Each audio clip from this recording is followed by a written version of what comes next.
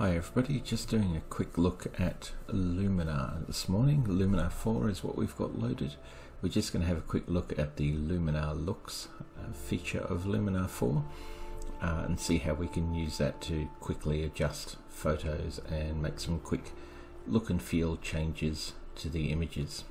Alright, so when you purchase Luminar 4, it comes with a number of these looks built in. And you can also purchase additional ones through the Skylum store or through the link here that says get more looks.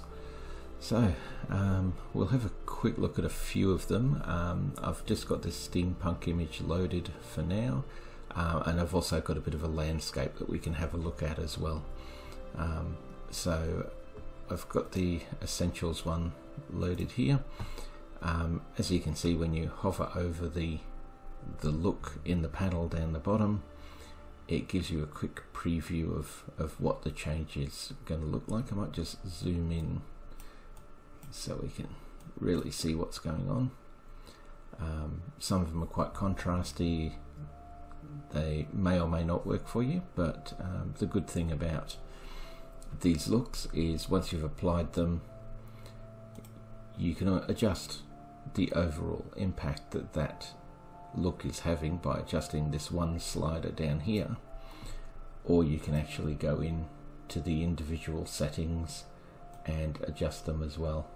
Some of the looks have multiple settings. So this mystical one here, you can adjust any of these to add your own or enhance or wind back any of the settings that these looks have. Some of them are very, very good. Some of them all depends on your photo. I mean, you could be going for like an aged newspaper look, so some of these are really good. I've used a few of them for producing high key photos, all manner of things, but they all just apply a small amount of formatting to your picture. Some of them are very bold, some of them have a huge amount of impact on your picture. I might just flip over to the landscape at the moment because the Tokyo Looks pack has some really good effects. As you can imagine with some of these, if you're doing you know, other worlds, other planets, you might want to go with some of these bold colors. Some of them are quite dramatic. Just nip back to the standard dramatic landscape. So you can see here, if we use the split screen, you can see how that's affected the image. Again, depending on what look you're going for, some of these are very dramatic and make a really, really good image. I think that's done a great job of the mountains in the background there. It's very good. Might just go for a fairly standard one. There's a standard landscape enhancer.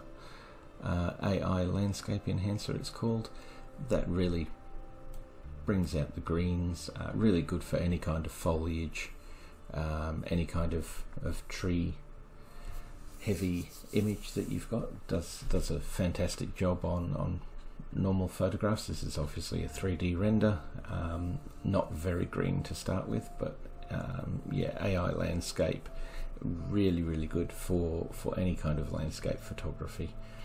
This probably isn't the best example of that.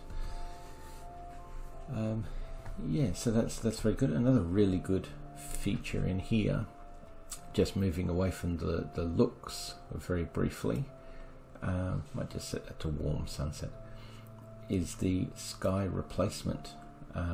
So this has got a pretty good sky in it, lots of clouds.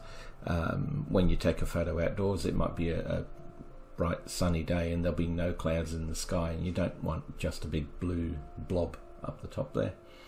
Luminar lets you change the sky of your images.